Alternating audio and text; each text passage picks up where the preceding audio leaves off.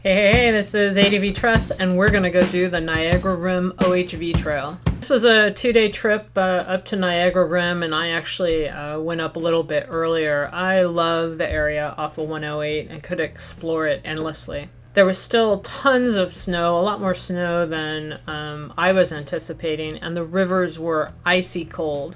That didn't stop me from taking a dip.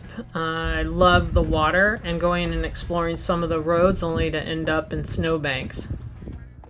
And of course to enjoy some of the last irises of the season. So this particular trip was organized through Overland Bound, so I met up with everyone and then we talked about the trail that we were going to do. This trail is moderate in difficulty. Alice handled it fine. We did have a lot of spotters to help through some of the more difficult obstacles.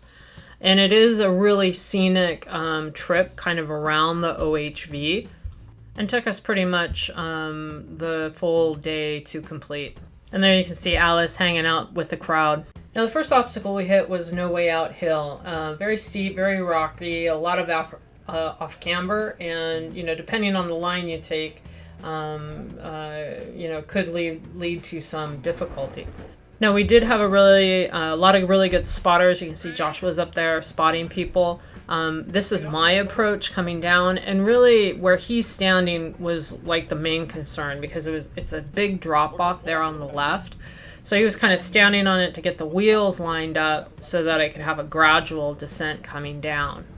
And when you're coming down, it's really steep, so you need to have good runway, make sure there's no trucks or anybody in front of you as you're kind of coming down.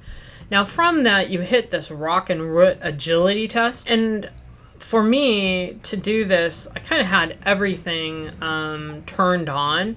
Alice has a front diff, but that's like, last resort. I really had my rear diff on, A-track on, I was in 4 low, and I was in rock mode. The 4Runner handled this great. Besides, some wheel slipping and, hitting the rock sliders on some rocks, which is exactly what they're designed for, Alice performed really well. And it was a lot of thanks to the spotters that we had as part of this trip. Now, I do want to call out that I don't normally take Alice, on these kind of more Jeep trails. But I do so that if there's a cool waterfall or a cool thing I want to see, that I know my rig can do it and I have confidence in how to manage it. And I just have to stop. The butterflies were amazing. So, here's some butterfly footage for you. Stop and enjoy the butterflies.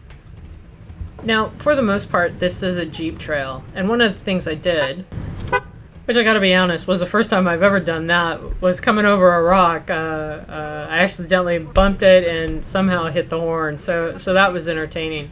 And there was a lot of really good obstacles to work around, right? Be aware of, where your tire is at, and you can see here, right, he's trying to get around a rock that is right up against the tire. So these trails are really good for getting, and this one you can see, this is Heartbreak Hill, very steep, rocky tight. These are really good trails to get more familiar with, the tools on your rig, whether it's your diff, A-track, lockers, whatever, right? And also to be more aware of your rig as far as size and location, because, as a driver, it's like this drop off right here, it's just really hard to see. You can't see it, right? So it really hones your skills in managing these type of environments. Now again, earlier you heard me kind of joking, like this was another obstacle, sidewall suicide, right? You heard me jokingly say, hey, I'm bypass Betty, because if there is a bypass, I'm going to take it, right? Now maybe there isn't, and you have to go down something like this, and my hats are off to the gentleman in our group that took this extra obstacle.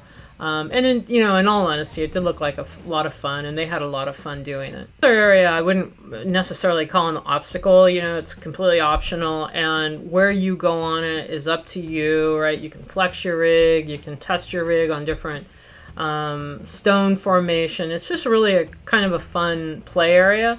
And you can see there are some people, like this gentleman here, playing with his stock Jeep, for some reason. Now, I personally wouldn't do that. But there are some people that build their rigs specifically to take them out in these type of environments. So, you know what? It's your toy. You play with it.